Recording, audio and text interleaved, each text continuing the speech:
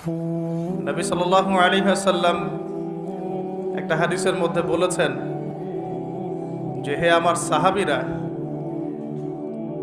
তোমরা যারা এখন বেঁচে আছো, তোমরা এমন একটা যুগে বসবাস করছো, এই যুগে যদি ইসলামের 1/10 তোমরা ছেড়ে দাও, মানে 10% তোমরা ছেড়ে দাও, তাহলে তোমরা ধ্বংস হয়ে যাবে। 1400 বছর আগে নবী সাল্লাল্লাহু আলাইহি ওয়াসাল্লাম সাহাবীদেরকে এই কথা বলেছেন। কিন্তু হে আমার সাহাবীরা, তোমাদের পরে এমন একটা যুগ আসছে, যে যুগ এত ফিতনাময় হবে যে ওই যুগে ঈমান ধরে রাখাটা হাতের মধ্যে জ্বলন্ত আগুন ধরে রাখার মতো হবে, এত কঠিন হবে। ইউসবিহুর রাজুলু মুমিনান ওয়া ইউমসি কাফিরান। ওই যুগে একজন মানুষ সকাল করবে মুমিন অবস্থায়, সন্ধ্যা করবে কাফের অবস্থায়। ওয়া ইউমসি মুমিনান ওয়া ইউসবিহু কাফিরান। সন্ধ্যা করবে মুমিন অবস্থায়, সকাল করবে কাফের অবস্থায়। ইয়াবিউর রাজুলু দীনাহু লিআরদিদ দুনিয়া। দুনিয়ার সামান্য স্বার্থের বিনিময়ে মানুষ তার দিনকে বিক্রি করে দিবে। এমন ফিতনাময় যুগ তোমাদের পরে আসছে। তো ওই যুগে আমার উম্মতের মধ্যে যারা বেঁচে থাকবে, তারা যদি ইসলামের 1/10 মানে 10% ধরে রাখতে পারে, তারা জান্নাতে যাবে ইনশাআল্লাহ। কোনো সন্দেহ আছে যে আমরা সেই যুগে বাস করছি? এখনো সন্দেহ আছে? নবী সাল্লাল্লাহু আলাইহি ওয়াসাল্লাম 1450 বছর আগে বলেছিলেন, আজকে থেকে নিয়ে প্রায় 1450 বছর আগে নবীজি বলেছিলেন যে আমার আর কিয়ামতের মাঝখানে এতটুকু দূরত্ব বাকি আছে। এভাবে তিনি হাতটা উঁচু করেছেন, দেখিয়েছেন আমার এই 2 আঙ্গুলের মাঝখানে যতটুকু ডিস্টেন্স বা দূরত্ব, আমি এবং কিয়ামতের মাঝখানে এতটুকু দূরত্ব। নবী সাল্লাল্লাহু আলাইহি ওয়াসাল্লাম নবী হয়েছেন মানেই কিয়ামতের আলামত শুরু হয়ে গেছে। সর্বশেষ আসমানি কিতাব কোরআন নাজিল হয়ে গেছে, তার মানে এর পরের সময়গুলো হচ্ছে কিয়ামতের নিকটবর্তী সময়। নবী সাল্লাল্লাহু আলাইহি ওয়াসাল্লাম বলছেন, এই উম্মতের আর কিয়ামতের মাঝখানের সময়ের দূরত্ব হচ্ছে আসর থেকে মাগরিবের ওয়াক্তের মতো। বলেন তো কোন নামাজের ওয়াক্তটা খুব ছোট হয়? ফজর থেকে জোহর, জোহর থেকে আসর, না আসর থেকে মাগরিব? সবচেয়ে ক্ষুদ্র নামাজের ওয়াক্ত কিন্তু আসর থেকে মাগরিব। তো সেই সময়ে এত ক্ষুদ্র হয়, দেখা যায় আমরা নামাজ পড়ে যদি একটু কোরআন তেলাওয়াত করতে বসি, দেখবেন মাগরিবের নামাজ আজান দিয়ে দিয়েছে। এমন না? বিষয়টা এমন। আর নবীজি বলছেন, আমার উম্মত আর কিয়ামতের মাঝখানের ডিস্টেন্সটা এতটুকু, মনে হবে যেন আসর থেকে মাগরিবের ওয়াক্ত। আর এই কথাটা উনি বলেছেন 1400 বছর আগে। কত বছর ভাই? এখন 1450 বছর পরে কারো যদি বুঝতে বাকি থাকে সময় খুব কাছাকাছি, আমরা বলতে পারি, বলতে বাধ্য হব যে সেই ব্যক্তির হৃদয়ের চোখটা অন্ধ।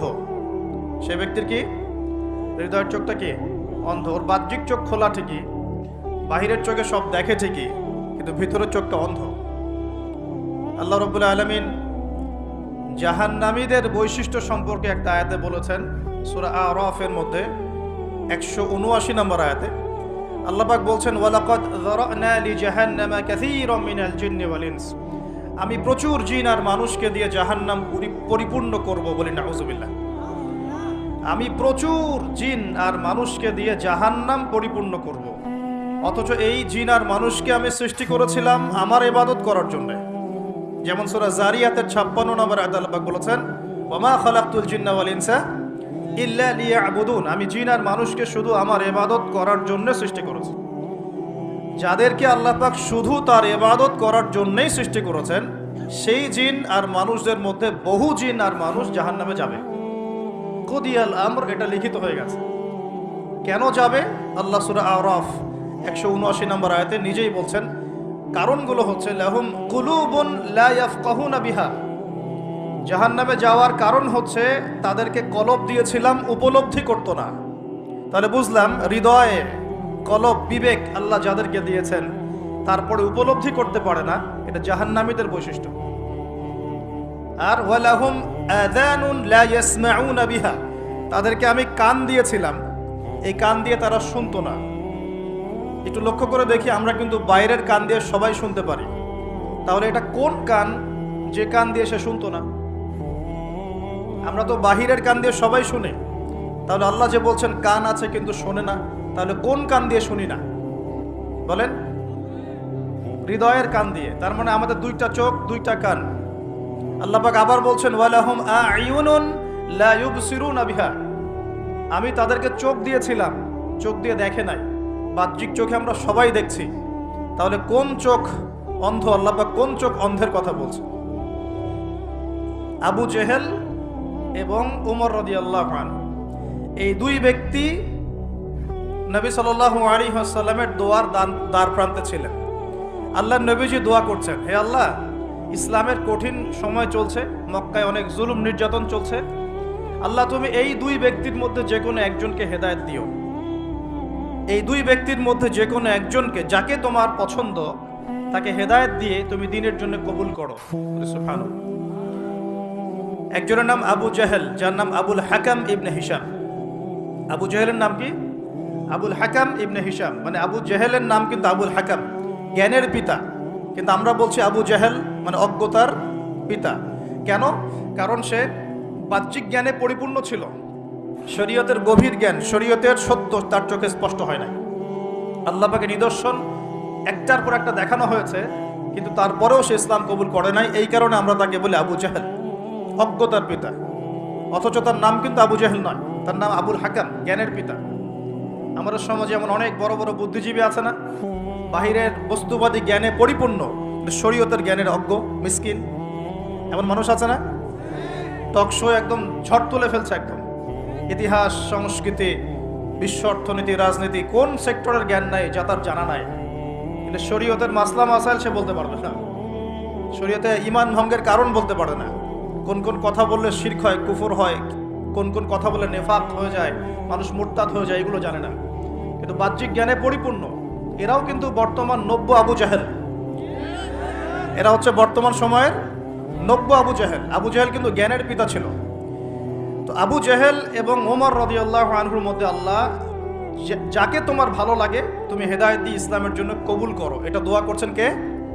মুহাম্মদুর রাসূলুল্লাহ সাল্লাল্লাহু আলাইহি ওয়াসাল্লাম। এবার আল্লাহ পাক হেদায়েত দিয়েছেন ওমর রাদিয়াল্লাহু আনহুকে। এই তো এখন এই দুই ব্যক্তিকে আমরা যদি ডক্টরের কাছে পাঠাই মনে করেন, এবং তাদের কান এবং তাদের চোখ টেস্ট করি, দেখা যাবে দুজনের কানই একই, দুজনের চোখই একই, দুজনেরই চোখ ভালো, দুজনেরই কান ভালো। তাহলে আবু জেহেলের কোন কান অন্ধ যার কারণে সে কোরআন শুনতে পারলো না? আর আবু জেহেলের কোন চোখ অন্ধ যার কারণে সে কোরআন দেখতে পারলো না, সত্য চিনতে পারলো না? বলেন, এটাকে বাহ্যিক চোখ না অভ্যন্তরীণ চোখ? আর ওমর রাদিয়াল্লাহু আনহুর কোন কান জিন্দা, জীবিত, যে কান দিয়ে তিনি কোরআনের মর্ম শুনতে পারলেন? কোন চোখ জীবিত, যেই চোখ দিয়ে তিনি সত্যটাকে খুঁজে পেলেন? বাহ্যিক চোখ না ভিতরের চোখ? তার মানে বুঝতে পারলাম এই আয়াতে আল্লাহ পাক আমাদের বাহ্যিক চোখ, বাহ্যিক কানের কথা বলছেন না। আল্লাহ বলছেন প্রচুর জিনার মানুষ যে জাহান্নামে যাবে, তার অন্যতম কারণ হচ্ছে তাদের কলব ছিল কিন্তু মরে গেছে, মৃত কলব। চোখ দিয়েছি দেখে নাই, মানে এই চোখ দিয়ে ঠিকই দেখেছে কিন্তু কলবের চোখ দিয়ে দেখতে পারে নাই। কান দিয়েছি শোনে নাই, মানে কান তো এই চোখ, এই কান দিয়ে শুনেছে ঠিকই, এই কান দিয়ে সবই শুনেছে, কিন্তু এই কান দিয়ে কোরআন এবং সুন্নাহর মর্মমারি সত্য শুনতে পারে নাই। আল্লাহ পাক বলছেন উলাইকা কাল আনআম, এরা ছিল গবাদি পশু, জন্তু, জানোয়ারের মতো। নাউযুবিল্লাহ। বাল হুম আদাল, বরং এরা তার চাইতেও নিকৃষ্ট ছিল। ওয়া উলাইকা হুমুল গাফিলুন, এরা ছিল গাফেল সম্প্রদায়, গাফেল। তাহলে আমরা এখানে বুঝতে পারলাম যদি আমরা কলবকে জিন্দা করতে না পারি, এটা জাহান্নামে যাওয়ার কারণ। যদি আমরা ভিতরের চোখ দিয়ে দেখতে না শিখি, এটা জাহান্নামে যাওয়ার কারণ। যদি আমরা ভিতরের কান দিয়ে শুনতে না শিখি, এটা কি জাহান্নামে যাওয়ার কারণ। এখন 1450 বছর পরেও যাদেরকে বোঝাতে হচ্ছে যে সময় হাতে বেশি নাই, আলামাতুস সাআগুলো সব স্পষ্ট হয়ে যাচ্ছে, তাদের হৃদয়ের চোখটা অন্ধ না? ভিতরের কানটা অন্ধ না? কলবগুলো মরে গেছে না? আমি আপনাদেরকে কিছু দৃষ্টান্ত দেখাচ্ছি, যে দৃষ্টান্তগুলো আমাদের ঢাকা শহরের সাথেও মিলে যাবে। বড় বড় সব শহরের সাথে তো মিলে যাবেই। আমরা যে সমাজে বাস করি, বাংলাদেশ, ঢাকা শহর, আমরা ঢাকার বাসিন্দা, আমাদের সাথে আরো জাজল্যমানভাবে মিলে যাবে। এটা শুধু একটা শহরের গল্প নয়, বরং এটা হচ্ছে পুরো বিশ্বের সমস্ত বস্তুবাদী শহরের গল্প। পুরো বিশ্বের যত বস্তুবাদী শহর আছে সবারই গল্প এখন সেম। কারণ পুরো বিশ্বটা এখন হচ্ছে একটা গ্লোবাল ভিলেজ, মানে বিশ্বায়নের যুগ চলছে। এক জায়গায় ঢিল দিলে তরঙ্গ সারা বিশ্বে ছড়িয়ে পড়ে না? তো পুরো বিশ্বের গল্পই এটা, আর স্পেশালি আমাদের ঢাকা শহরেরও গল্প এটা, আমরা যেখানে বসবাস করছি। কোরআন এবং হাদিসের ভাঙাচুরা এলেম কালাম দিয়ে মনে হচ্ছে এখন পর্যন্ত যে আমাদের উপরে আল্লাহ পাকের গজবটা আসে নাই, এটাই হচ্ছে আল্লাহর রহমত। আমার কথা হয়তো সবাই বুঝতে পারবেন না, তবে জ্ঞানী মানুষ বুঝবেন ইনশাআল্লাহ। এখন পর্যন্ত যে আল্লাহ পাকের গজবগুলো আসে নাই, এটাই আল্লাহর সবচেয়ে বড় রহমত। আশার যে পাপগুলো আছে, এই কোনো পাপ করতে আমরা এখন বাদ দিচ্ছি না। আশা গজবকে ডেকে নিয়ে আসার যে পাপগুলো আছে, এই পাপের কোনোটা করতে ঢাকা শহরের অধিবাসীরা এখন বাদ দিচ্ছে না। আমি কোরআন এবং হাদিস লাস্ট 1 মাস থেকে এই গজব সংক্রান্ত বিষয়গুলো ঘাটাঘাটি করছিলাম। যখন থেকে যে ভূমিকম্প, টার্কি সিরিয়ার ঘটনাগুলা, ইউক্রেন রাশিয়ার বা ন্যাটো রাশিয়ার যে কনফ্লিক্ট, মহামারী, করোনা, কোভিড, বৈশ্বিক অর্থনৈতিক মন্দা, এই যে সমকালীন ইস্যুসগুলো চলছে, এগুলোর সাথে যখন আখিরুজ্জামানের হাদিসগুলোকে স্টাডি করছিলাম, তখন বুঝতে পারলাম যে স্পেশাল যে 10টা 15টা বা 20টা পাপ আছে, সর্বোচ্চ 20টা হবে, মেজর 10টা, এই 10-15টা 20টা পাপ যখন সারা বিশ্বে ছড়িয়ে পড়ে, তখন বিশ্বের অবস্থা এমন হবে যেমনটা এখন হয়েছে। কোরআন এবং সুন্নাহ A to Z ঘেটে ফেললে আপনি এগুলোই পাবেন, কিন্তু আমি আপনাদের স্টাডি করার স্বার্থে সহজ করে দিচ্ছি, চেষ্টা করছি। কারণ স্টাডির কোনো শেষ নাই, আমি যতটুকু বলবো এখান থেকে আপনি আবার স্টার্ট করতে পারবেন। একটা আমি আপনাকে বেস দিচ্ছি, এর উপর দাঁড়িয়ে আপনি আরও স্টাডি করতে পারবেন। আমার জ্ঞান তো চূড়ান্ত নয়, জ্ঞানের কোনো শেষ আছে? সর্বপ্রথম যে পাপের কারণে আল্লাহর গজব, আসমানের বালা, জমিনের বালা নেমে আসে, তার নাম হলো শিরক। তার নাম কি? এখন পুরো বিশ্বের বড় বড় যে বস্তুবাদী শহরগুলো আছে, সবগুলোর বেশিরভাগই শিরকে নিমজ্জিত আছে। আর এই শিরক শুধুমাত্র আল্লাহ ছাড়া মূর্তি পূজা করাই শিরক নয়, শুধুমাত্র আল্লাহ ছাড়া চন্দ্র, সূর্য, গ্রহ, নক্ষত্রের পূজা করাই শিরক নয়, শুধুমাত্র এই আল্লাহর সন্তান আছে এই ঘোষণা দেওয়ার নামই শিরক নয়। আমরা আমাদের শহরগুলোর মধ্যে আল্লাহ পাকের হালালকে হারাম করে নিয়েছি, হারামকে হালাল করে নিয়েছি, এটাও একটা শিরক, এটা একটা কুফর। আর এই শিরকের মধ্যে আমাদের পুরো ঢাকা শহর ডুবে গেছে। আমরা আল্লাহ পাকের হালালকে হারাম করে নিচ্ছি, আল্লাহর হালালগুলো হারাম করছি, হারামগুলো হালাল করছি। আরও আছে, আমরা মনে করি যে অমুসলিমরাই মনে হয় শিরক করে, অথচ এখন মুসলিমদের মধ্যে বহু মানুষ কবর পূজা করছে, কবরে গিয়ে সেজদা করে। তার ধারণা কবরের শায়িত মানুষ তাকে ভালো মন্দ দিতে পারবে। কবরের শায়িত মানুষ কি আমার কল্যাণ অকল্যাণ করতে পারবে? আমরা জানি যে নবী মুহাম্মদ সাল্লাল্লাহু আলাইহি ওয়াসাল্লাম সুপারিশ করবেন, ঠিক আছে? তার সুপারিশে কবিরা গুনাহগার ব্যক্তিরা জাহান্নাম থেকে বের হয়ে আবার জান্নাতে যাবে ইনশাআল্লাহ। আমরা জানি আল কোরআন সুপারিশ করবে, আমরা জানি যে রোজা, সাওম সুপারিশ করবে, আমরা জানি দান সদকা কিয়ামতের মাঠে বান্দাকে ছায়া দিবে। কোরআনে সূরা আলে ইমরান, সূরা বাকারা, সামিয়ানার মতো বান্দাকে ছায়া দিবে। আমরা জানি আলেম ওলামা সুপারিশ করবে, হাফেজে কোরআন সুপারিশ করবে, আমরা জানি শহীদগণ সুপারিশ করবে। সুপারিশ এক জিনিস, কিন্তু মৃত মানুষ কি আমাকে কল্যাণ অকল্যাণ দিতে পারে? তো মুসলিমদের মধ্যে বহু মানুষ এখন কবর পূজা করছে না? এই শিরকটা কি ঢাকার মতো বড় বড় শহরগুলোতে নাই? বাংলাদেশে নাই?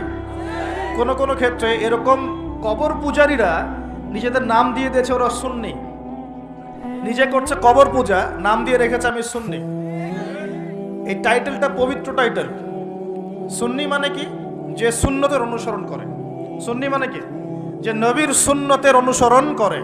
একটা দলিল দেখেন তো, নবী সাল্লাল্লাহু আলাইহি ওয়াসাল্লাম কারো কবরে সেজদা দিয়েছেন? সাহাবীগণ কারো কবরে সেজদা দিয়েছেন? সাহাবীগণ কোনো মৃত মানুষের কাছে দোয়া করেছে? তাহলে এই কাজগুলো কি শিরক হচ্ছে না? এই জিনিসগুলো চলছে, এগুলো আল্লাহর গজব নামিয়ে নিয়ে আসে। আরও আছে, আমরা শিরক মানে শুধু এটাই মনে করি যে আল্লাহর জন্য নামাজ পড়তে হবে, অন্য কারোর জন্য পড়া যাবে না, আল্লাহর জন্য কোরবানি করব, অন্য কারোর জন্য করা যাবে না। কিন্তু আমরা এখন কি করছি জানেন? আমরা রাজনীতি, অর্থনীতি, এমনকি শিক্ষানীতির মধ্যেও শিরকি আকীদা ঢুকিয়ে দিয়েছি। যেমন রাজনীতির মধ্যে ঢুকিয়েছি সমস্ত ক্ষমতার উৎসকে জনগণ। এটা আমাদের একটা পলিটিক্যাল কনসেপ্ট, তাই না? আল্লাহ পাক বলছেন তাবারাকাল্লাযী বিয়াদিহিল মুলক, তাবারাকাল্লাযী বিয়াদিহিল মুলক, সূরা মুলকের 1 নম্বর আয়াত। এবং এই সূরা মুলক আল্লাহ পাক আপনাকে রাতের বেলা পড়তে বলেছেন।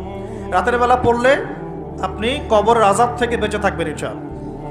কেন বেঁচে থাকবেন? কারণ এখানে আল্লাহ পাকের একনিষ্ঠ তাওহীদের বর্ণনা দেওয়া আছে, যা আপনাকে কবরের আযাব থেকে কে বাঁচাবে? আল্লাহ, তাওহীদ, আল্লাহ বাঁচাবেন ইনশাআল্লাহ। এর প্রথমেই আল্লাহ বলছেন তাবারাকাল্লাযী, বরকতময় সেই আল্লাহ, বিয়াদিহিল মুলক, যার হাতে হচ্ছে সমস্ত কর্তৃত্ব, ক্ষমতা। ক্ষমতার মালিক কে? আল্লাহ পাক সূরা আলী ইমরানে বলছেন কুলিল্লাহুম্মা মালিকাল মুলক, হে আল্লাহ বলো, আল্লাহ, হে আল্লাহ তুমি হচ্ছ রাজত্বের মালিক। রাজত্বের মালিক কে? তুতিল মুলকা মান তাশা, তিনি যাকে ইচ্ছা রাজত্ব দেন। ওয়া তানজিউল মুলকা মিম্মান তাশা, যার থেকে ইচ্ছা রাজত্ব কেড়ে নেন। তাহলে এর মালিক কে? ফেরাউনকে কে রাজত্ব দিয়েছিল আর তাকে কে ডুবিয়ে দিয়েছে? তাহলে দেয়ার মালিক কে? ডুবিয়ে দেওয়ারও মালিক কে?